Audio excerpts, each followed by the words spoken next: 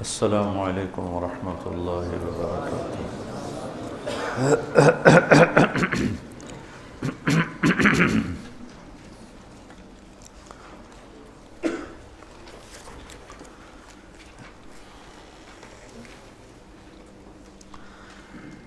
بسم اللہ الرحمن الرحیم، والصلاة والسلام علی رسولہ الکریم وعلی آلہ وصحبہ اجمعین۔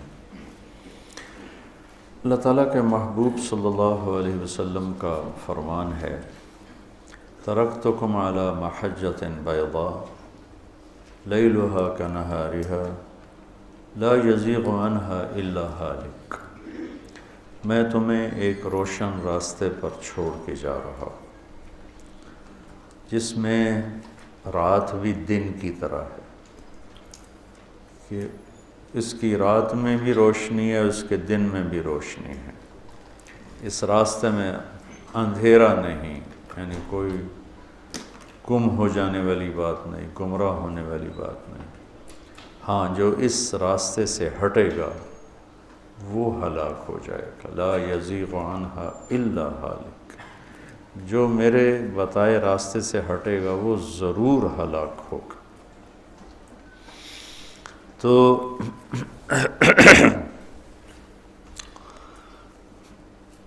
اللہ تعالیٰ نے قرآن پاک اور اپنے حبیب کے ذریعے زندگی کے تمام شعبہ جات پر روشنی ڈالی، اور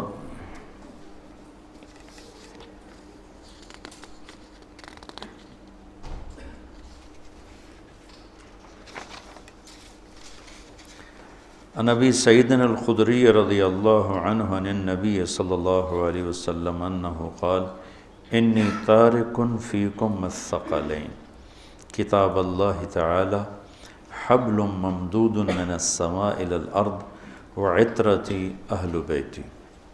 ابو سعید خدری فرماتے ہیں کہ میں تمہارے اندر دو بڑی عظیم چیزیں چھوڑ کے جا رہا۔ ایک اللہ کی کتاب ہے جو آسمان سے لٹکائی ہوئی رسی ہے زمین تک، اور دوسرا میرا خاندان ہے اور میرے اہل بیت ہیں۔ اور ایک حدیث میں آتا ہے کہ جب تک تم قرآن سے جڑے رہو گے تم کبھی گمراہ نہیں ہوگے۔ انسانی زندگی سے متعلق جتنے مسائل درپیش آتے ہیں ان سب کا حل یا قرآن میں ہے یا میرے نبی کی حدیث پاک میں ہے۔ 2 دن پہلے ہم معاشرت کو بیان کر رہے تھے، جس میں خامد اور بیوی کے تعلق کو میں نے بیان کیا، اور یہ اس میں بتلایا لباس سے اور حرث سے کہ یہ بہت عظیم الشان رشتہ ہے۔ اسے بچانے کے لیے، اسے صحیح چلنے کے لیے رہنمائی کی خاطر سینکڑوں آیات اتاری گئی ہیں۔ کسی رشتے کی وضاحت کے لیے اتنی آیات نہیں جتنی خامد اور بیوی کے لیے آیات اتاری گئی ہیں۔ اس کے باوجود بھی دنیا اختلاف کی جگہ ہے، امتحان کی جگہ ہے، نہیں بنتی، تو پھر جدائی کا بھی طریقہ اللہ تعالیٰ نے ہمیں بتایا کہ اگر نہیں بن رہی تو جدا کیسے ہونا ہے۔ اس کو اللہ نے پسند نہیں فرمایا۔ ابغض الحلال الطلاق، حلال چیزوں میں اللہ کو جس سے سب سے زیادہ نفرت ہے وہ طلاق ہے، کہ آپ نے حضرت علی سے فرمایا علی طلاق سے بچنا، جب طلاق دی جاتی ہے تو اللہ تعالیٰ کا عرش کانپ اٹھتا ہے۔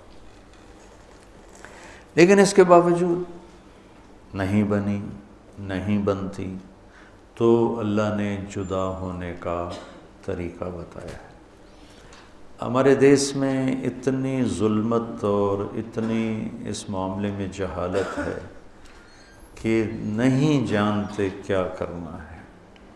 طلاق، ایک ہی دفعہ میں 3 طلاق، اور پھر نفرتیں، لڑائیاں، جھگڑے۔ میں چاٹ گیا، 2 دفعہ گیا ہوں، تو وہاں کی معاشرت ایسی خوبصورت ہے کہ ایک بھائی کی بیوی سے نہیں بنی، اس نے طلاق دے دی، تو دوسرا بھائی عدت کے بعد اس سے شادی کر لیتا. نہ بڑے کو ناراضگی ہوتی ہے، نہ کسی ماں باپ کو ناراضگی ہوتی ہے، نہ وہ اس میں کوئی شرم اور عار محسوس کرتا ہے کہ میں نے بھائی کی بیوی سے میں نے شادی کر لی. اور مولوی امین ہے وہاں رائے سے پڑھے، وہاں ہوتے ہیں مفتی ہیں، اب تو سوڈان چلے گئے، کہ مولانا صاحب یہاں 8 بچوں کی ماں بیوہ ہو جائے یا طلاق ہو جائے، عدت ختم ہوتی اس کی شادی ہو جاتی. یہاں کوئی مسئلہ ہی نہیں ہے مطلقہ کی شادی کا اور بیوہ کی شادی کا. اور طلاق ہو جائے تو کوئی نفرت، کوئی لڑائی، کوئی جھگڑا نہیں. میرے دیس میں اس قدر یہ جہالت ہے، اتنی جہالت ہے. ایک تو یہ ہے نبھانا چاہیے اور آخر حد تک نبھانا چاہیے. دوسرا یہ ہے کہ نہیں نبھ رہا رشتہ تو ہمارے ماحول میں یہ ہے نبھاؤ. ہمارے خاندان میں طلاق نہیں ہوتی، نبھاؤ.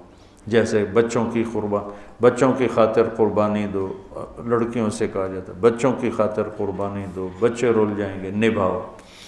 وہ روتی ہے پیٹتی ہے کہ میرا نہیں گزارا ہوتا، مجھے ذلیل کیا جاتا ہے، نہیں نبھاؤ.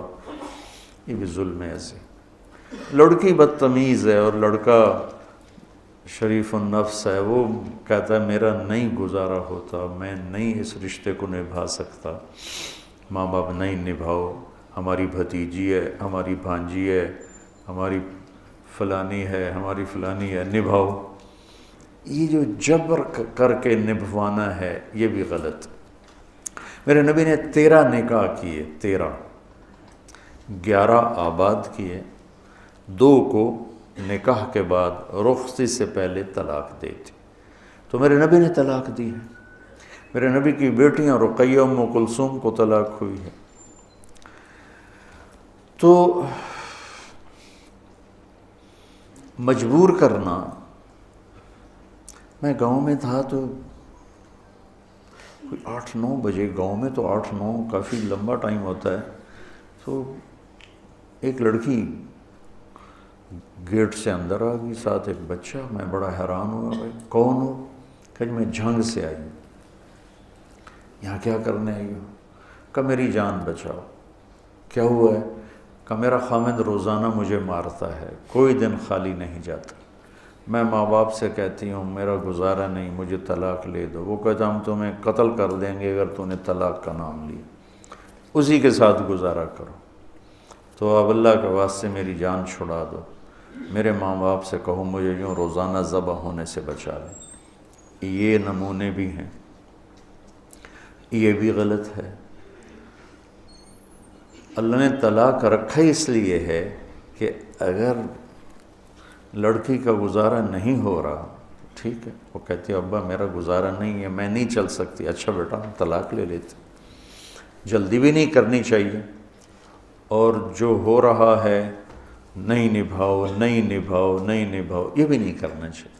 خاص طور پر ہمارے دیہاتوں میں نا، اور ہمارے جو ذمہ دار گھرانے ہیں ان میں ہو جانا شادی، اب طلاق نہیں ہو سکتی. وہ ساری زندگی ان کی نہ بنے، ایک دوسرے کو ڈنڈے ماریں، گالیاں دیں، طلاق نہیں دینی. وہ لڑکی کی زندگی الگ برباد ہو جاتی ہے اور لڑکے کی زندگی الگ برباد ہو جاتی ہے، اور ساری زندگی ان میں نباہ نہیں ہوتا، اور صرف طلاق کے لفظ سے بچنے کے لیے 2 زندگیوں کو برباد کر دیتے، اپنی انانیت پر اس کو قربان کر دیتے. تو نبیوں نے طلاق دی، اسماعیل علیہ السلام نے طلاق دی، اور نباہ کے واقعات، دونوں واقعات موجود. نوح علیہ السلام کی بیوی کافر تھی، طلاق نہیں دی، نباہ کیا. لوط علیہ السلام کی بیوی کافر تھی، طلاق نہیں دی، نباہ کیا ہے. اسماعیل علیہ السلام کو اشارہ کر گئے ابراہیم علیہ السلام کے چوکھٹ بدل لو، انہوں نے طلاق دے دی. تو یہ دونوں طرح کے واقعات موجود ہیں. پہلی کوشش جو اللہ کی بارگاہ میں ہے وہ ہے نباہ کرنا، کہ یہ عظیم الشان رشتہ ہے اور اس کو چھوٹی باتوں پہ قربان نہیں کرنا چاہیے، برداشت کرنا چاہیے. اگر برداشت کر لے تو امام غزالی کی ایک روایت یاد آ گئی کہ جس کی بیوی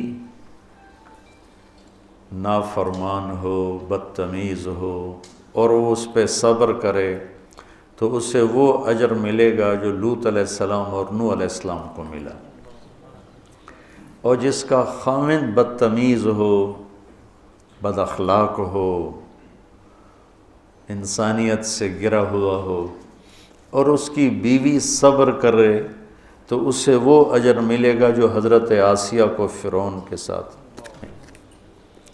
حضرت آسیہ نے جان دے دی، اپنے آپ کو ختم کر دیا، اور فرعون نے سولی پہ لٹکا دیا۔ تو گھر کی زندگی کو بچانا یہ اولین بات ہے، لیکن یہ شق بھی ہے، لہذا آج تھوڑا سا اس پہ میں بات کروں گا کہ اگر نباہ نہیں ہوتا اور کسی شکل میں بھی جلدی نہیں کرنی چاہیے، پہلے سمجھانا بجھانا ہے، پھر اگر سمجھانے بجھانے سے کام نہیں بنتا ہے تو پھر اپنے بڑوں میں سے ایک لڑکی کا گھر کا کوئی بڑا آ جائے، ایک لڑکے کے گھر کا کوئی، فَبَعْثُوا حَكَمًا مِّنْ أَهْلِهِ وَحَكَمًا مِّنْ أَهْلِهَا۔ بتاؤ کتنی اللہ نے تاکید فرمائی اور کتنا اہتمام فرمایا کہ بھئی جلدی نہ کرنا۔ اب پڑھ لکھے طبقے میں طلاق بہت زیادہ ہو گئی، اور اس کی وجہ عدم برداشت ہے کہ یہ کالج کی تعلیم، یونیورسٹیز کی تعلیم اور یہ کو ایجوکیشن، اس نے ہمارا فیملی سسٹم بہت ڈسٹرب کیا ہے، اور ہائر سوسائٹی میں طلاقیں بہت زیادہ ہیں، نہ لڑکے میں برداشت ہے نہ لڑکی میں برداشت ہے، اور ادب آداب نہ کسی نے سکھائے ہیں نہ کسی نے بتائے ہیں، تو چھوٹی چھوٹی باتوں پہ طلاق ہو رہی ہے، گھر مٹ رہے ہیں، گھر ختم ہو رہے ہیں۔ تو اللہ تعالیٰ فرماتا ہے اگر میاں بیوی آپس میں نہیں جڑ سکے، اور ان کے ساری کوشش کے باوجود، لڑکی کوشش کر رہی ہے نہیں کام بنا، لڑکا کوشش کر رہا ہے نہیں کام بنا، تو پھر ایسا کرو کہ ایک بڑا آدمی آ جائے لڑکے کے رشتہ داروں میں سے، اور ایک آ جائے لڑکی کے رشتہ داروں میں، دونوں مل کر وہ بیٹھ کر ان کی صلح صفائی کی کوئی بات کریں۔ اگر پھر بھی نہیں ہے تو پھر طلاق ہے۔ لیکن طلاق کا طریقہ کیا ہے؟ الطلاق مرتان فامساک بمعروف او تسریح باحسان ولا يحل لكم ان تاخذوا مما آتيتموهن شيئا الا ان يخافا الا يقيما حدود اللہ۔ یہ جو کٹھی تین عدالت میں گئے، لکھو تین، اور منہ سے بھی بولے تھے کٹھی تین، پر اپنے لیے ایک دیوار کھڑی کر دی ہے کہ اب رجوع بھی نہیں ہو سکتا ہے۔ تو شریعت میں طلاق کا طریقہ کیا ہے کہ جب عورت مینسز سے پاک ہو تو اس کو ایک طلاق دے، ایک طلاق کے بعد یہ الگ ہو گئے لیکن رہیں گے ایک ہی گھر میں، تو علماء فرماتے ہیں کہ لڑکی اپنے آپ کو خوب تیار کر کے رکھے، زیب و زینت اختیار کر کے رکھے کہ شاید خامند کا دل مائل ہو جائے، اور کوشش ہو کہ دل مائل ہو جائے۔ اگر اس کا دل مائل نہیں ہوتا تو جو 3 طلاق سے کام لینا ہے وہ ایک سے ہی ہو جاتا ہے، ایک طلاق سے بھی ختم، لیکن دوبارہ کبھی ندامت ہو اور دوبارہ رشتہ قائم کرنا ہو تو راستہ موجود ہے کہ بھائی آؤ جاؤ دوبارہ نکاح کر لیتے ہیں، عدت گزر جانے کے بعد ایک کے بعد ہم نکاح کر لیتے ہیں، اور عدت کے اندر جب چاہے رجوع کر لے، پھر نہیں دل کھلا تو چلو بھائی دوسری طلاق دے دو، تیسری مت دو، الطلاق مرتان، 2 طلاقیں ہیں، تیسری کو روک لو مت دو، نہیں کوئی، چونکہ اس کے بعد ضرورت ہی کوئی نہیں تیسری طلاق دینے کی، ایک طلاق دینے کے بعد طلاق دینے کی تو کوئی ضرورت نہیں ہے، اگر الگ ہونا ہے تو ہو گئے، اور اگر جڑنا ہے تو جڑنے کا راستہ موجود ہے، اور اگر زیادہ ہی غصہ ہے تو 2 دے دیا بس کرو،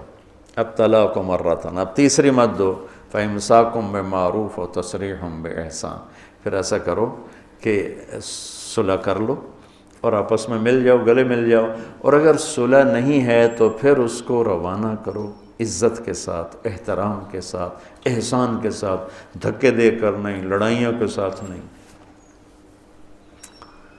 ایک والد نے مجھے فون پہ وہ ایک نوجوان آیا، کہا جی وہ بس آپ کا ایک فون ہوگا میرا گھر آباد ہو جائے گا۔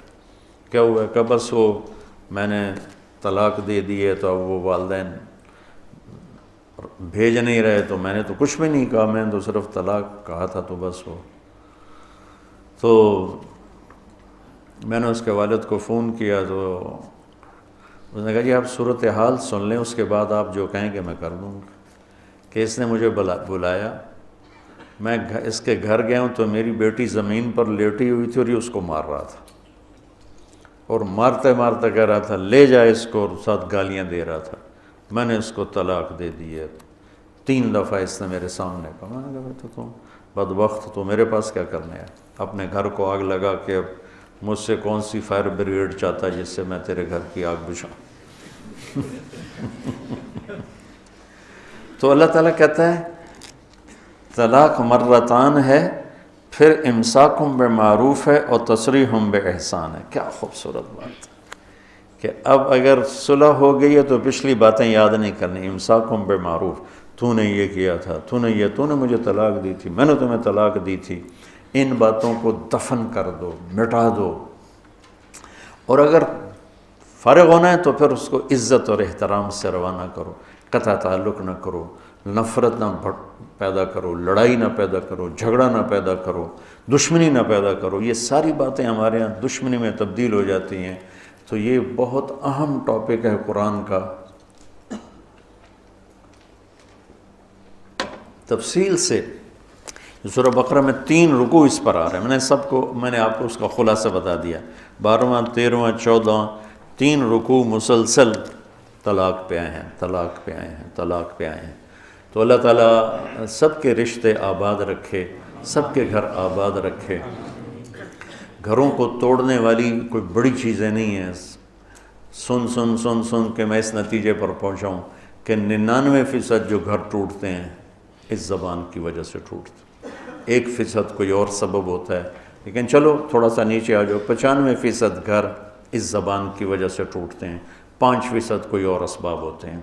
تو بچوں اپنے زبان کو میٹھا کرنا سیکھ لو، اور زندگی بھر کا ایک سبق ہے برداشت کرنا سیکھ لو۔ میرے نبی کا فرمان ہے یغلبن الکریم و یغلبہن اللئیم۔ شریف آدمی اپنی بیوی سے دب کے چلتا ہے، اور کمینہ آدمی بیوی کو دبا کے چلتا ہے۔ کمینے کا لفظ استعمال، کتنا خوفناک، لئیم، نافرمان بھی نہیں کہا، بدمعاش، کمینہ کہا، جو پستی کی آخری حد کے لیے اردو میں جو لفظ ہے وہ کمینہ ہے۔ اب کمینہ عورت بیوی کو دبا کے رکھتا ہے، شریف آدمی بیوی سے دب کے چلتا ہے۔ پھر آپ نے فرمایا لَأَنْ أَكُونَ كَرِيمًا مَغْلُوبًا أَحَبُّ إِلَيَّ مِنْ أَنْ أَكُونَ لَئِيمًا غَالِبًا۔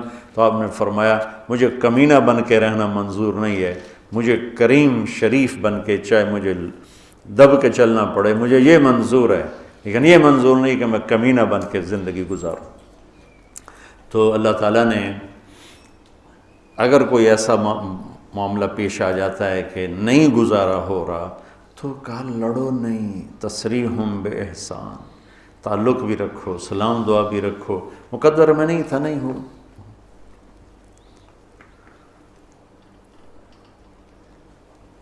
تو بھائیو اللہ تعالیٰ، بچوں اللہ تعالیٰ آپ کو ہمت دے، آپ میرے نبی کی زندگی کو سمجھانے والے بنو۔ نیت کرتے ہو نا؟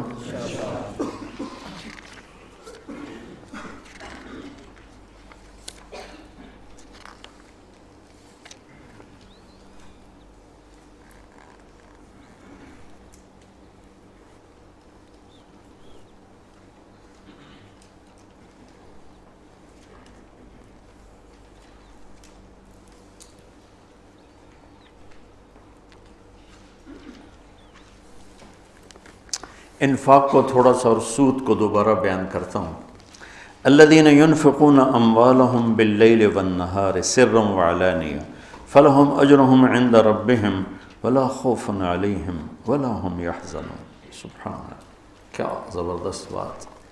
جو لوگ اپنے مال خرچ کرتے ہیں دن میں رات میں کھل کے چھپ کے، ان کا اجر اللہ کے ذمے ہے، اور ان پر نہ کوئی خوف ہوگا اور نہ یہ غمگین ہوں گے۔ یہ بہت بڑی بشارت ہے سخی لوگوں کے لیے، مال خرچ کرنے والوں کے لیے۔ انسان کی دو کیفیتیں ہیں۔ آنے والے وقت میں کوئی مصیبت نظر آ رہی ہے، اس سے جو کیفیت پیدا ہوتی ہے اس کو خوف کہتے ہیں۔ گزری ہوئی مصیبتیں اور مشکلیں اور پریشانیوں پر جب کوئی خیال آتا ہے اور ایک کیفیت بنتی ہے، اسے حزن کہتے ہیں، غم کہتے ہیں۔ تو اللہ تعالیٰ مال ہم کیوں نہیں خرچ کرتے کہ بھائی بڑے دکھ دیکھے ہیں، اب تو دولت ہاتھ میں آئی ہے، اب اس کو لٹا دیں گے تو آگے کل کو ہمارے بچوں کا کیا بنے گا۔ خوف اور حزن، اس کے بیچ انسان چلتا ہے ساری زندگی۔ تو مال خرچ کرنے میں جو رکاوٹ ہے وہ ہے اس کا خوف اور اس کا غم۔ تو اللہ تعالیٰ لا خوف علیہم ولا ہم یحزنون، تم اللہ کے نام پہ دو، نہ تمہیں کبھی خوف آنے دے گا نہ تمہیں کبھی غم آنے دے گا۔ اور جو سود والے ہیں ان کے لیے تباہی اور بربادی ہے، یہ یہاں بھی برباد ہیں، یہ آگے بھی برباد۔ میں نے کل بھی بتایا تھا کہ پرسوں کہ سود خور اللہ کے نبی نے دیکھا معراج میں لوگوں کو سزا مل رہی ہے۔ سود خوروں کی سزا سب سے عجیب تھی کہ ان کے پیٹ گنبد کی طرح اور سانپ اندر گھسے ہوئے تھے، ان کو اندر سے کاٹ رہے تھے، جو دکھ اور درد میں سب سے خوفناک چیز بن جاتی ہے، اندر سے ان کو سانپ وار کر رہے تھے۔ تو مال خرچ کرنا، اللہ سے سخاوت مانگو، یہ دعا مانگا کرو، یا اللہ مجھے سخی بنا، کہ اللہ تعالیٰ سخی سے دوستی توڑتا نہیں اور بخیل سے دوستی لگاتا نہیں۔ اور اسلام کا جو موضوع ہے وہ حرص و ہوس نہیں، ایثار، سخاوت، خدمت خلق اور قربانی ہے۔ ابو قتادہ رضی اللہ تعالیٰ عنہ نے لینا تھا قرضہ کسی سے،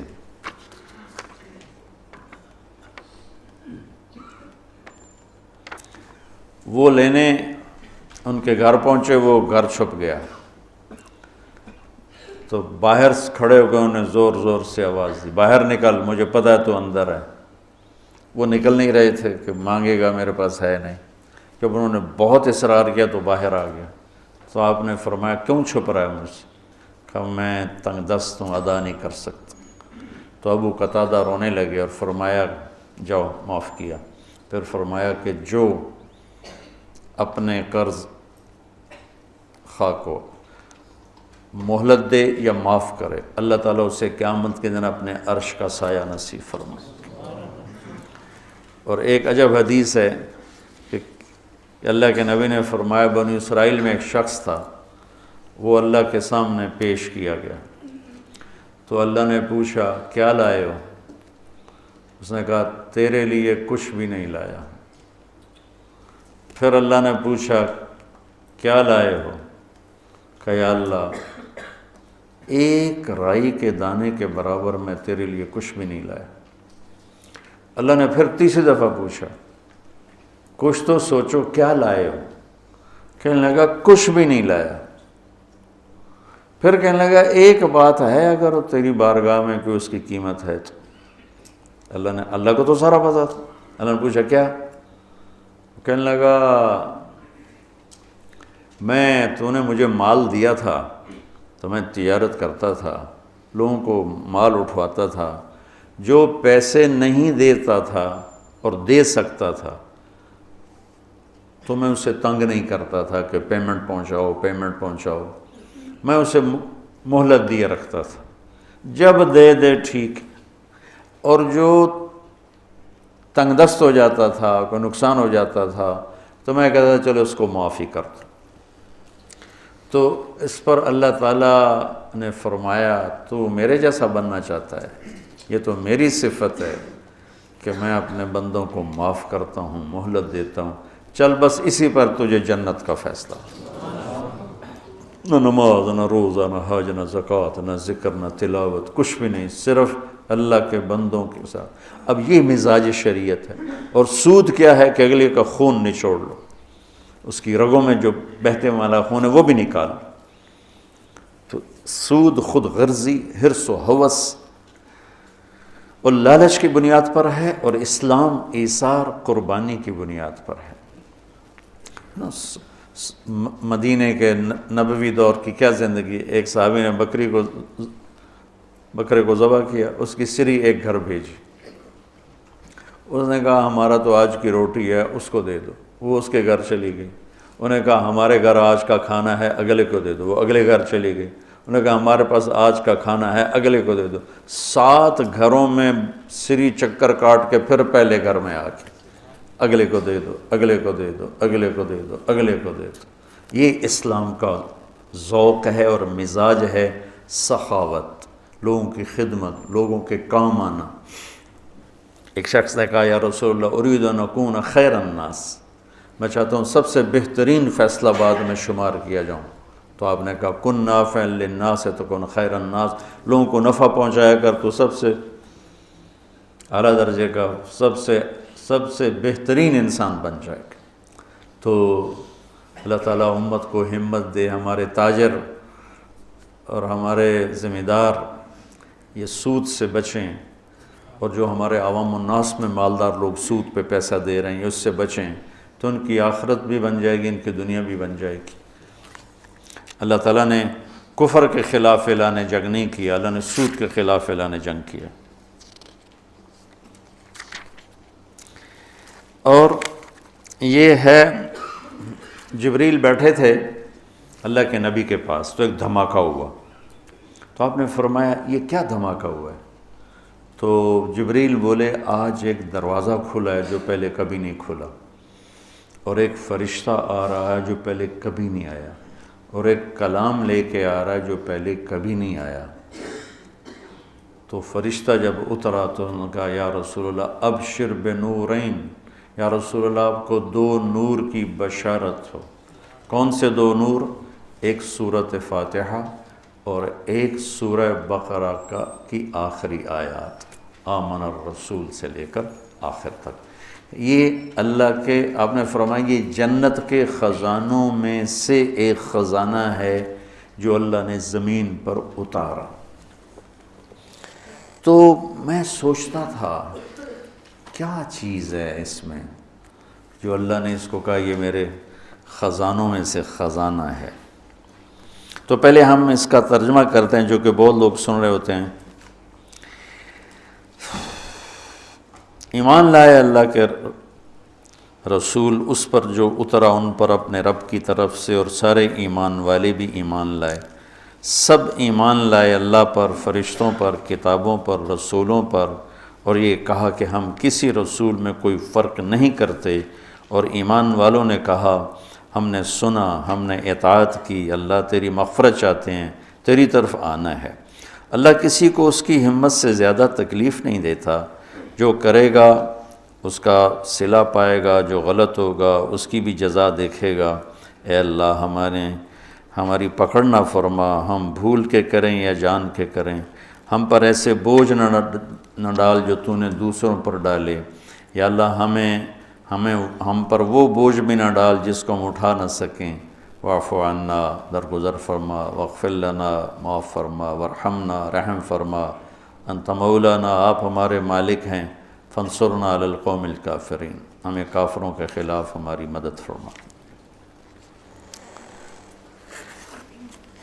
ایک خاکہ سا میرے ذہن میں آیا، میں کسی تفسیر کی بات نہیں ہے تو میں آپ کے سامنے پیش کر دیتا ہوں۔ آپ سارے مجھ سے تو زیادہ جاننے والے بیٹھے ہو ماشاءاللہ، تو ادھر تمہارے استاد بیٹھے ہیں وہ بہت ہی زیادہ جاننے والے ہیں، اگر یہ ٹھیک ہے تو اللہ کی طرف سے۔ یہ شروع ہو رہی ہے یہاں سے، للہ ما فی السماوات و ما فی الارض وَإِن تُبْدُوا مَا فِي أَنفُسِكُمْ وَتُخْفُوهُ يُحَاسِبْكُم بِهِ اللَّهُ فَيَغْفِرُ لِمَن يَشَاءُ وَيُعَذِّبُ مَن يَشَاءُ وَاللَّهُ عَلَى كُلِّ شَيْءٍ قَدِيرٌ۔ زمین آسمان میں جو کچھ ہے وہ اللہ کا ہے، للہ۔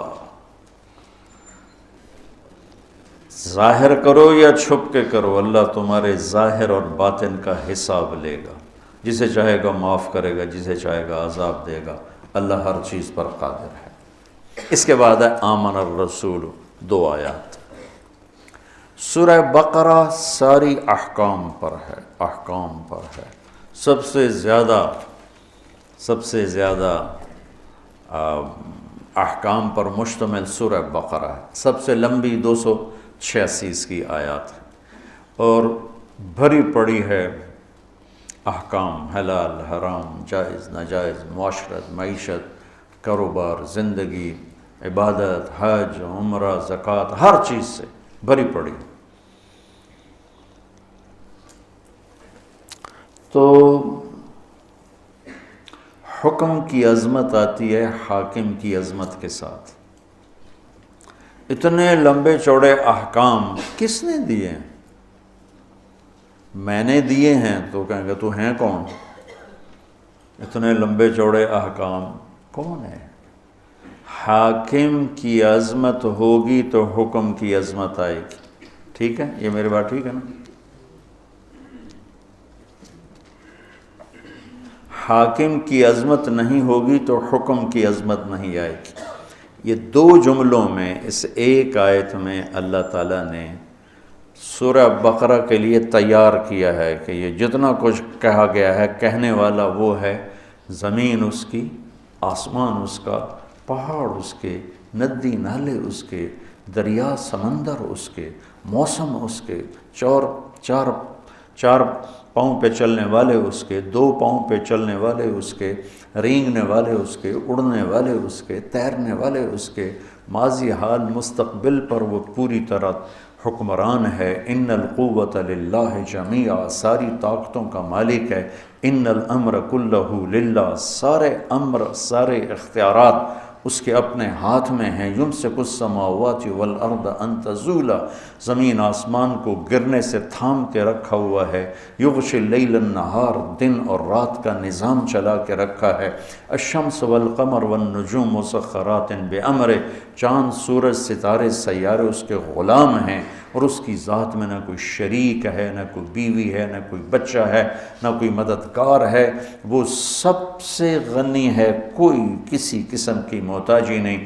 احق من ذکر، احق من عبد، وانصر من ابتغی، وارأف من ملک، واجود من سئل، واوصى من اعطى، وهو الملك لا شريك له، والفرد لا ند له، والعلي لا سمي له، والغني لا ظهير له، لا ظهير له، كل شيء هالك الا وجهه، وكل ملك زائل الا ملكه، وكل ظل قالص الا ظله، مدبر بلا مشير، وقاهر بلا منير، ليس له بداية ولا نهاية، الأول بلا بداية والآخر بلا نهاية، قديم بلا ابتداء ودائم بلا انتهاء، هو سبح لله ما في السماوات والأرض وهو العزيز الحكيم، له ملك السماوات والأرض، يحيي ويميت وهو على كل شيء قدير، هو الأول والآخر والظاهر والباطن، وهو بكل شيء عليم۔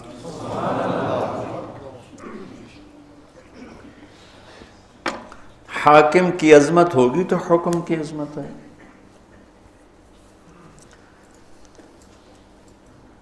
یہاں ظفر عباس SSP تھا فیصل آباد، وہ میرا اسکول کا ساتھی، ہاسٹل فیلو، کمرہ ایک ہی کمرے میں ہم رہتے تھے، کمرہ بھی ہمارا ایک ہی تھا۔ تو عبد الخالق آئے، ایک اور SSP، 3 چلے لگا رہے تھے۔ میں نے ان سے کہا کہ میں تمہیں ظفر عباس سے ملا تھا۔ کہنے لگا میرا وہ بیچ میٹ ہے۔ بیچ میٹ کا مطلب ہے کہ وہ جو CSS کے بعد جو ٹریننگ ہوتی ہے اکیڈمی میں، وہ کٹھے تھے۔ اب ہم دونوں یہ پولیس لائن گئے، ایک دروازہ ادھر ہے، ایک دروازہ وہ یونیورسٹی کی طرف سے، وہ دور تھا، یہ قریب تھا۔ تو سپاہی کھڑا تھا دروازے پر، اس نے دور سے دیکھا 2 صوفی صاحب آ رہے ہیں، ٹھیک، دونوں کی داڑھیاں، دونوں کی ٹوپیاں، دونوں کے کرتے، دونوں کی شلواریں، ٹخنوں سے اوپر شلواریں، لہٰذا وہ بے نیاز ہو گیا۔ تو عبد الخالق یہیں سے ٹرانسفر ہو کے کوئٹے گیا تھا، اور سب اس کو جانتے تھے۔ لیکن یہاں وہ کلین شیو تھا، وہاں اس نے جا کے 3 چلے لگائے، داڑھی رکھ لی، تو اب وہ داڑھی میں تھا۔ تو اس نے سپاہی سے کہا بھائی یہ دروازہ کھولو۔ اس نے یوں دیکھا، کہا اتوں آؤ، وہ جو یونیورسٹی والا گیٹ تھا، اتوں آؤ۔ تو جون کا مہینہ، اس نے کہا بھائی گرمی بہت ہے، یہی کھول دیں۔ کہا صوفی صاحب سنیا نہیں، اتوں آؤ۔ اب ایک حکم جا رہا ہے لیکن حاکم کی عظمت کوئی نہیں، ٹھیک ہے، تو وہ کہہ رہا ہے اتوں آؤ۔ انہوں نے پھر محنت کی، وہ کہنے لگا صوفی صاحب ہمیں کھپا یار، میرے کو چابی کوئی نہیں، اب ایک تالا لگا ہے، میرے کو چابی کوئی نہیں، اتوں آؤ۔ تو اب اس نے اپنا تعارف کرایا، کہا میرا نام عبد الخالق۔ آگے اسے یہ کہنے کی ضرورت نہیں پڑی ایس ایس پی، چونکہ یہیں سے ٹرانسفر ہو کے کوئٹہ گیا تھا اور وہیں سے 3 چلے کے لیے نکلا ہوا۔ انہوں نے کہا عبد الخالق، سر سر سر، اس کا جی چاہے سجدے میں پڑ جائے اس کے آگے، چونکہ اس نے پہلے دیکھا صوفی صاحب ہے، یہ میرا کی کر سکتا ہے، پھر دیکھا ایس ایس پی، یہ تو میں ڈسمس کر سکتا ہے، ایس ایس پی سپاہی کو نوکری سے فارغ کر سکتا ہے۔ میں کہتا میرا بیڑا غر کر دے گا، تو سر سر، اور چابی نکالی، کانپتے ہاتھوں سے دروازہ کھولا، اور کبھی آگے کبھی پیچھے، کبھی آگے کبھی پیچھے۔ میں نے کہا یہاں سے مجھے ایک قانون ملا کہ حاکم کی عظمت ہوگی تو حکم کی عظمت ہوگی، اگر حاکم کی عظمت نہیں ہے تو حکم کی عظمت نہیں آ سکتی۔ یہ قرآن میرے رب کا کلام پڑھو، تبارک الذی نزل الفرقان علی عبدہ لیکون للعالمین نذیر، تنزیل ممن خلق الارض والسماوات العلی الرحمن علی العرش استوى۔ کیسے تعارف اللہ قرآن کا کروا رہا ہے، لیکن ہمارے دل کیوں نہیں جھکتے، جسم دل کیوں نہیں جھکتے کہ اس کے مالک کی عظمت سے دل خالی۔ تو سورہ بقرہ پر اللہ تیار کر رہا ہے، تو اللہ اپنا تعارف کرا رہا ہے، سمجھتے ہو میں کون ہوں؟ میں یہ ہوں، میں یہ ہوں، میں یہ ہوں، تمہارے اندر کو بھی جانتا ہوں، باہر کو بھی جانتا ہوں، یعلم السر و اخفا۔ اخفا کہتے ہیں کہ ہونٹ بند لیکن آدمی بول رہا ہے، اللہ تعالیٰ اس کو بھی سنتا۔ وَإِن تُبْدُوا مَا فِي أَنفُسِكُمْ أَوْ تُخْفُوهُ، تخفو وساوس، خیالات، اللہ وہ بھی دیکھے، لہٰذا خیالات پہ پکڑے، تمہارے ظاہری اعمال پہ پکڑے اس کو، قدرت ہر چیز پر قادر ہے۔ تو مانو گے میری؟ تو بندے کہتے ہیں جی مانیں گے۔ تو کہا پھر چلو لائن میں آ جاؤ، آمن الرسول بما انزل الیہ من ربہ والمؤمنون۔ یہ اب نوکری تو ہو چکی ہے، اب ایک تحریری معاہدہ ہو رہا ہے کہ تم نے کیا کیا مان کے چلنا ہے، کیا کیا مان کے چلنا ہے۔ تو جو کچھ اللہ کہہ رہا ہے وہ تم نے کرنا ہے، اور کتاب، انبیاء، رسول، یہ ایمان کی کیا بات ہے کہ جو کچھ میرا رب کہہ رہا ہے وہ سارا کچھ کرنا ہے۔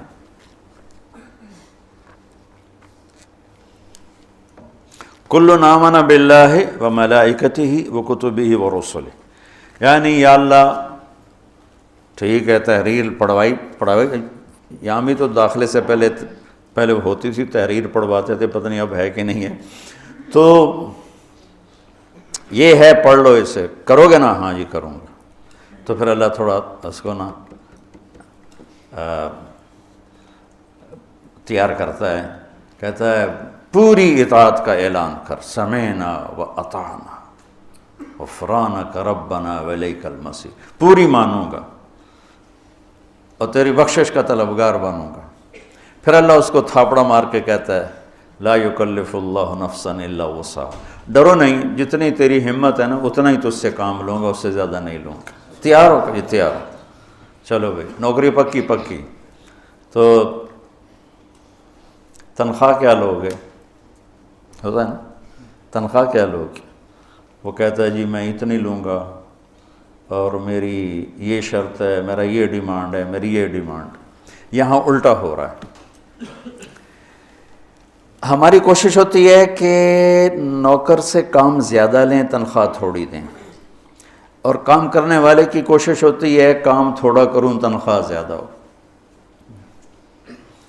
یہ دونوں طرف کی نفسیات.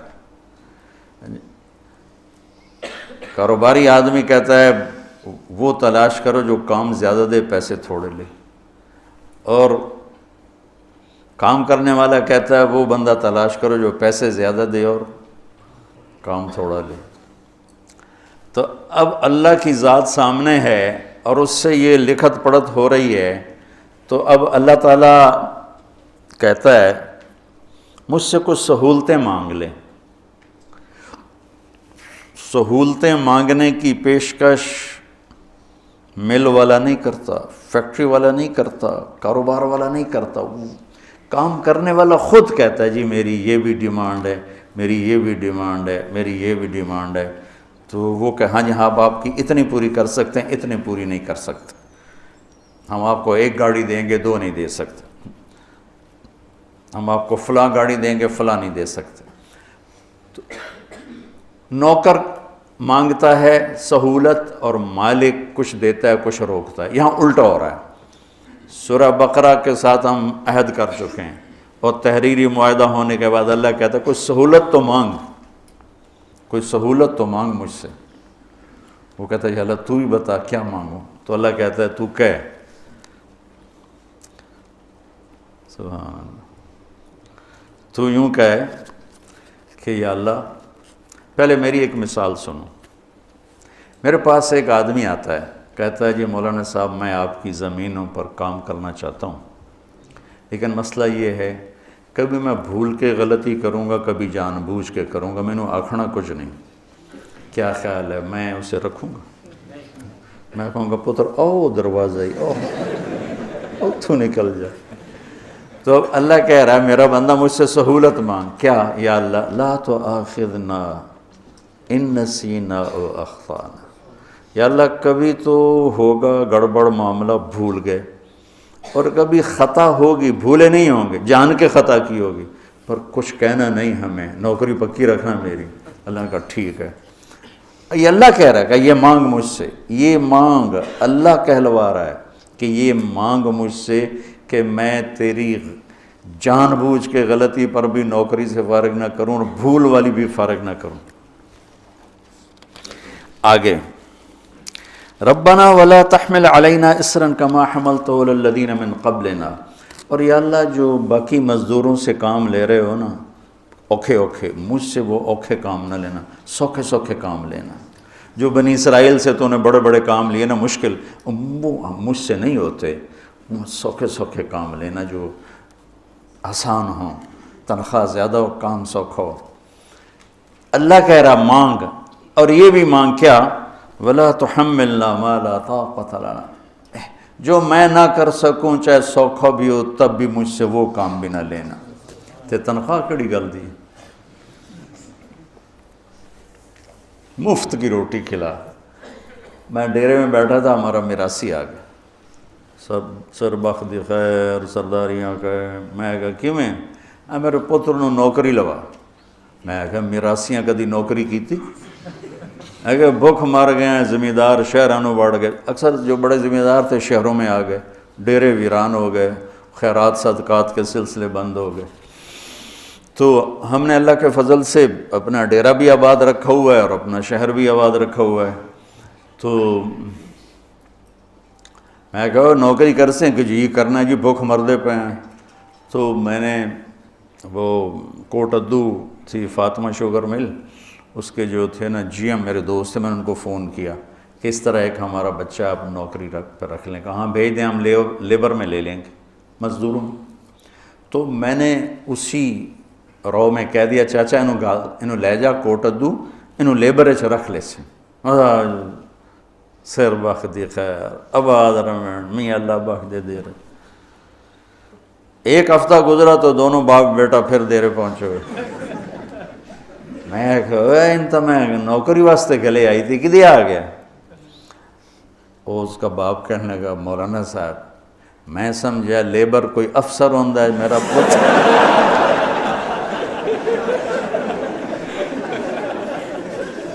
میرا پتر افسر لگتا، انہیں تو بوریاں ڈھومن تے لا چھڑے. بلا سا میراسیاں کدی بوریاں چاہیاں میں کہا میں نے تینوں پہلے آ کے آئی تو مراسیاں دا کم نہیں. اللہ ہم سے یہ کہلوا رہا ہے. تم ذرا سوچو, یہ اللہ کہلوا رہا ہے کہ یا اللہ گڑبڑ کروں گا, سورہ بقرہ تو میں انہیں مان لیا ہے, لیکن کبھی بھول کے کروں گا, کبھی جان بوجھ کے کروں گا, مجھے فارغ نہیں کرنا. اور دوسری بات یہ ہے, جو کام تو نے پہلوں سے اوکھے اوکھے لیے وہ مجھ سے نہیں لینے. تیسری بات یہ ہے کہ جو میں نہیں کر سکتا وہ بھی مجھ سے نہیں لینا. تو اس کے بعد کوئی تنخواہ کا مطالبہ بنتا ہے؟ تو کہتا ہے یہ تو سہولتیں لے لے اور تنخواہ لے لے. وہ کیا ہے؟ واعف عنا, ساری معاف کر. عفو کہتے ہیں مٹا دینے کو, مٹا دینے کو, چھپا دینا, کہ میرے سارے عیب چھپا دے. واغفر لنا, اور میرے گناہوں کو معاف کر دے. ورحمنا, اور اس جہان میں رحمتوں کے دروازے کھول دے. انت مولانا, اللہ ہی سے وہ بے اعتبارہ ہو رہا ہے کہ اتنی سہولتیں دے کر اتنی بڑی تنخواہ کہاں سے دے رہا ہے. تو وہ تذبذب کا شکار ہوتا ہے. تو اللہ کہتا ہے فکر نہ کر, میں تو تیرا مولا ہوں, میں نہیں تو کرنا اور کون کرے گا, میں تیرا مولا ہوں. اگلی بھی مانگ, فانصرنا علی القوم الکافرین, کہ اللہ کفر پر بھی ہمیں عزت نصیب فرما, بلندی نصیب فرما. یہ ایک خاکہ میرے ذہن میں اس سوچ کے بعد کہ یہ خزانہ جو ہے عرش کا اور یہ خزانہ ہے جنت کا, تو اس میں کیا چیز ہے؟ کسی تفسیر میں تو ملا نہیں. پھر رب رمیت من غیر رامن کو استعمال کیا ہے. تو ٹھیک ہے تو اللہ کی طرف سے ہے, اور غلط ہے تو میری تو منی ویلی ہے کہ اس میں اللہ کی کمال شفقت, کمال محبت, کمال رحمت. ذرا غور تو کرو, ربنا لا تؤاخذنا ان نسینا او اخطانا. تو آدمی دو ہی طرح تو غلطی کرتا ہے, کبھی بھول کے کبھی جان کے. تو کہتا دو میں واری سان کچھ نہیں آکھنا, لا تؤاخذنا, یا کچھ نہ کہنا. سبحان اللہ, کہلوانے والا, یاد کروانے والا. یہ اسی دعا کی وجہ سے یہ خزانہ عرش بنی ہے. اور آگے دیکھو, ربنا ولا تحمل علینا اصرا کما حملتہ علی الذین من قبلنا. یا اللہ, پہلے اپنی غلطیوں کی گنجائش لی, پھر اپنی سستی کی گنجائش لی کہ اوکھے کام نہ کہنا مجھ, جو پہلوں کو تو نے کروائے نا وہ میں نے نہیں کرنے, میں سوکھے سوکھے کروں گا. پھر ان سوکھے سوکھوں میں بھی جو میری طبیعت میں نہیں آئے گا میں وہ بھی نہیں کروں گا. تنخواہ پوری دینا, انہوں نے کہا جا پوری لے جا. واعف عنا واغفر لنا ورحمنا انت مولانا فانصرنا علی القوم الکافرین. اس دعا کی وجہ سے مجھے لگتا ہے, واللہ عالم, میں دعوے سے اللہ مجھے بچائے, میں زندگی میں جتنا کفر سے ڈرتا ہوں اتنا ہی دعوے سے ڈرتا ہوں, اور اتنا ہی تکبر اور عجب سے ڈرتا ہوں کہ شہرت انسان کو بہت بڑے امتحان میں ڈال دیتی ہے, بہت بڑے امتحان میں ڈال دیتی ہے. تو میں آپ بچوں سے ہمیشہ کہتا رہتا ہوں میرے لیے دعا کیا کرو, اللہ تعالیٰ مجھے اس کی خیر نصیب فرمائے, اس کے شر سے بچائے, کہ یہ بہت خیر عظیم ہے اور یہ بہت بڑا شر عظیم ہے. اس میں آدمی عجب تکبر کا شکار ہو جائے تو نہ دین بچتا ہے نہ دنیا بچتی, اور اس میں تواضع عاجزی اللہ اس کو نصیب فرما دے تو یہ بہت بڑی دولت ہے, بہت بڑا خزانہ ہے, میرے رب کے دی ہوئی نعمتوں میں سے بڑی نعمتوں میں سے نعمت ہے. تو اللہ تبارک و تعالیٰ کی رحمت اور مہربانی دیکھو کہ خود اپنی طرف سے کہہ رہا ہے یہ بھی سہولت مانگ لے, یہ سہولت مانگ لے, یہ سہولت مانگ. اتنی سہولتیں دینے کے بعد تنخواہ دینے کو دل ہی نہیں کرتا, تو کہتا ہے تنخواہ یہ مانگ, واعف عنا واغفر لنا ورحمنا. دنیا بھی بن گئی, عاقبت بھی بن گئی. انت مولانا, یہ تسلی کے لیے, بھائی ڈرو نہیں, ڈرو نہیں, مانگو, کھل کے مانگو, کھل کے مانگو. ڈر رہا ہے کہ اتنا دے گا بھی صحیح کہ نہیں, دے گا بھی صحیح کہ نہیں دے گا, تو کہا انت مولانا, تو نہیں دینا اور کس نے دینا ہے. فانصرنا علی القوم الکافرین, ہمیں کفر پر غلبہ نصیب فرما, فتح نصیب فرما. تو میرے رب کہ رحم کرم. ایک آخری بات کر کے پھر دعا کراتے ہیں. اللہ تعالیٰ کہتا ہے یبنا, کیا ہے, کیا ہے, یبنا آدم انک ترید وانا ارید. ولا يكون إلا ما أريد فإن سلمت لي فيما أريد كفيتك فيما تريد وإن لم تسلم لي فيما أريد أتعبتك فيما تريد ولا يكون إلا ما أريد۔ میرے بندے، ایک تیری چاہت ہے، ایک تیرے رب کی چاہت ہے۔ یہ میرے رب کی چاہت، یہ اس کی کتاب ہے، یہ میرے رب کی چاہت۔ ایک میری چاہت ہیں، ہزاروں خواہشیں ایسی کہ ہر خواہش پہ دم نکلے، بڑے نکلے میرے ارماں مگر پھر بھی وہ کم نکلے۔ تو خواہشات کا ایک جنگل ہے، تو اور زندگی مختصر ہے۔ انسان کی بے بسی یہ نہیں کہ پیسے تھوڑے ہیں، انسان کی بے بسی ہے کہ زندگی تھوڑی ہے۔ مختصر زندگی میں کتنی خواہشات پوری کر سکتا ہے؟ لہٰذا خواہشات پہ چلنے والا راستہ، اس میں سکھ نہیں ملے گا۔ تو اللہ نے کیا خوبصورت ڈیل کی ہے، انت ترید و انا ارید، ایک تیری خواہش اور چاہت ہے، ایک تیرے رب کی، تیرے رب کی چاہت یہ ہے۔ تو اب کیا کرنا ہے؟ فَإِن سَلَّمْتَ لِي فِي مَا أُرِيدُ، تو اس چاہت کے آگے سر جھکا دے۔ پھر تو کیا کرے گا؟ فَكَفَيْتُكَ فِي مَا تُرِيدُ، پھر جو کچھ تو چاہے گا وہ میں کر دوں گا۔ اور اس کے سامنے سر جھکانے میں کتنی گنجائشیں نکال کے اس نے خود دی ہیں کہ گنجائشیں مانگ لو۔ مجھے پتہ ہے تم کمزور بھی ہو، مجھے پتہ ہے تم جلد باز بھی ہو، مجھے پتہ ہے تم غصے والے بھی ہو، مجھے پتہ ہے تم ضعیف بھی ہو۔ خلق الانسان ضعیفا وکان الانسان عجولا وکان الانسان قتورا وکان الانسان اکثر شیء جدلا۔ یہ سارا قرآن بتا رہا ہے کہ بخیل بھی ہو، جلد باز بھی ہو۔ ان الانسان خلق ہلوعا اذا مسہ الشر جزوعا واذا مسہ الخیر منوعا۔ یہ ساری باتیں اللہ تعالیٰ، یئوس قنوط فرح فخور، یہ سارے اکثرے تو اللہ ہمیں کر کے دے رہا ہے۔ تو اس کے سامنے جھکانے کے بعد کہتا ہے سہولتیں مانگ، کچھ کروں گا کچھ رہ جائیں گا۔ اللہ چلو ٹھیک، معافی مانگو کہ ہم مانگوں، معافی مانگ لوں گا، ٹھیک ہے میں معاف کر دوں گا، جتنے بھی کرو گے میں معافی مانگو میں معاف کر دوں گا۔ آدم اور شیطان میں کیا فرق ہوا؟ ایک نے کہا ربنا ظلمنا انفسنا، اور ایک نے کہا انا خیر منہ خلقتنی من نار وخلقتہ من طین۔ گناہ ہو جانا بچوں، بڑے سے بڑے نیک آدمی سے گناہ ہو سکتا ہے، اور کبھی کسی کی نیک آدمیوں کی غلطیاں نہ پکڑا کرو ورنہ برباد ہو جاؤ گے۔ یاد رکھو برباد ہو جاؤ کہ نیک سے، صحابہ سے بڑھ کر کوئی نیک ہو سکتا؟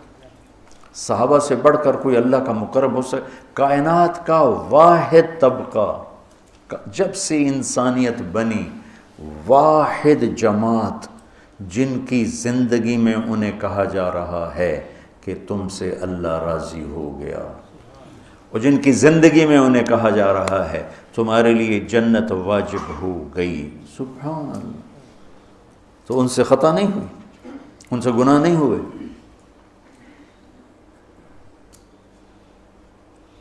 تو بڑے سے بڑے مرد سے، عورت سے خطا ہو سکتی ہے۔ کسی کی خطاؤں کے پردے چاک نہ کرنا، اندھے ہو جانا دیکھنے سے، سننے سے بہرے ہو جانا، بولنے سے گونگے ہو جانا، تو اللہ تم پر اپنی ستاری کی ایسی چادر ڈالے گا کہ نہ اس جہان میں کسی کو تمہارے عیب دکھائے گا، نہ اس جہان میں دکھائے گا۔ لوگوں کے عیب دیکھنے کا ایک نشہ ہوتا ہے، ایک مزہ ہوتا ہے، لیکن اس میں زہر بھرا ہوا ہے، زہر۔ تمہارا دین بھی جائے گا، تمہاری دنیا بھی جائے گی۔ تو میں قربان جاؤں، معاملہ اللہ کی ذات کے ساتھ ہے۔ کفیتک فی ما ترید، سب کچھ کر دوں گا۔ ہاں پھر آگے تھوڑی سی اپنی دھمکی بھی دکھائی ہے، ان لم تسلم لی فی ما ارید۔ ہاں پھر یہ دیکھ لے اگر تو نے میری چاہت کے اپنے آپ کو سپرد نہ کیا، پھر اتعبتک فی ما ترید، تو پھر اپنی چاہتوں میں ہمیشہ تھکتا رہے گا، تیرا رب تجھے تھکاتا رہے گا، اور ہوگا وہ جو تیرا اللہ چاہتا ہے۔ تو اللہ تعالی ہمیں اس قرآن سے جوڑ دے۔ یہ میرے رب کا اتارا ہوا خزانہ ہے، اس کے ایک لفظ میں داخل ہونا چاہو تو ساتوں زمین آسمان اس کے ایک لفظ میں داخل ہو سکتا، چونکہ یہ وہ لفظ ہے جو میرے اللہ کی زبان سے نکلا ہے۔ تورات اللہ کی زبان سے نکلا ہوا کلام نہیں ہے، زبور اللہ کی زبان سے نکلا ہوا کلام نہیں ہے، انجیل اللہ کی زبان سے نکلا ہوا کلام نہیں ہے، صرف قرآن میرے رب کی زبان سے نکلا ہے۔ اس لیے تو وہ مٹ گئیں، اگر وہ اللہ کی زبان سے نکلی ہوتی تو کبھی نہ مٹتی، چونکہ اللہ کی ہر صفت زوال سے پاک۔ اللہم لک الحمد کما انت اہلہ فصلی علی محمد کما انت اہلہ وفعل بنا ما انت اہلہ انک اہل التقوی و اہل المغفرہ۔ اللہم اجعل القرآن ربیع قلوبنا ونور عیوننا وجلاء ہمومنا واحزاننا۔ یا اللہ اس قرآن کے مطابق ہمیں ڈھال دے، اپنے محبوب کے فرمان کے مطابق ہمیں ڈھال دے۔ یا اللہ ہمارے ساتھ جتنے بھی لوگ جڑے ہوئے ہیں اور ہاتھ اٹھائے ہوئے ہیں، سب کی دنیا بھی اچھی کر دے، آخرت بھی اچھی کر دے۔ میرے مالک ہم کمزور ہیں، فتنوں نے گھیرا ہوا ہے، پوری امت فتنوں کا شکار ہے، انفرادی طور پر ہم فتنوں کا شکار ہیں۔ ہم اپنے آپ کو، اپنے اہل و عیال کو، اپنے بچوں کو، اپنا سب کچھ تیرے سپرد کرتے ہیں میرے مولا، اور تیرے سپرد جو چیز کی جاتی ہے تو اسے ضائع ہونے سے بچاتا ہے۔ میرے مالک ہم کمزور لوگ ہیں، اپنا ایمان، اپنی عزت، اپنی آبرو، اپنی جان، اپنی آل، اپنی اولاد، اپنے عزیز، اپنے دوست تیرے سپرد کرتے ہیں۔ یا اللہ تو ہم سب کی حفاظت فرما، آگے سے، پیچھے سے، دائیں سے، بائیں سے ہماری حفاظت فرما۔ آج کا فرعون بہت طاقتور ہے میرے مولا، اور آج تیرے محبوب کی امت بہت کمزور ہے میرے مولا۔ پوری دنیا میں انہی کے گھر جل گئے، انہی کے بچے ذبح ہو گئے، انہی کی بیٹیوں کی عزتیں نیلام ہو گئیں۔ میرے مالک ہم تیری بارگاہ میں اس مبارک مہینے کی رحمتوں کے طفیل اور تیری خصوصی رحمتوں کی طفیل اور تیرے محبوب کے آنسوؤں کے طفیل مانگتے ہیں کہ امت پر سے عذاب کو ہٹا دے، مشقتوں کو ہٹا دے، مصیبتوں کو ہٹا دے۔ یا اللہ ہمارے ملک کو بھی پرامن بنا دے، اس کے اندرونی بیرونی دشمنوں کو تو یا اللہ ان کو بھی ہدایت دے دے، یا اللہ ان کو بھی ہدایت دے دے، اور اگر ان کے مقدر میں ہدایت نہیں ہے تو پھر ان کے وجود سے دھرتی کو پاک کر دے، انہیں عبرت کا نشان بنا دے، انہیں تباہ و برباد فرما دے۔ ہماری نسلوں کی حفاظت فرما، ہمارے دیس کی حفاظت فرما، چاروں صوبوں کی حفاظت فرما، اور جتنے زندگی کے شعبہ جات ہیں اس سے تعلق رکھنے والے جتنے لوگ ہیں، امیر ہیں، غریب ہیں، دیہاتی ہیں، شہری ہیں، وہ جس صوبے میں ہیں، جس شہر میں ہیں، جس گاؤں میں ہیں، جس گوٹھ میں ہیں، جس صحرا میں ہیں، جس دریا میں ہیں، سب کی حفاظت فرما۔ جو ایمان پہ تیرے پاس آ گئے ان کے درجے بلند فرما، جب ہمارے جانے کا وقت ہے تو ایمان پہ خاتمہ نصیب فرما، عزت والی، سلامتی والی، عافیت والی واپسی مقدر فرما۔ تو ہمیں مل کے خوش ہوں، تجھے مل کر خوش ہوں۔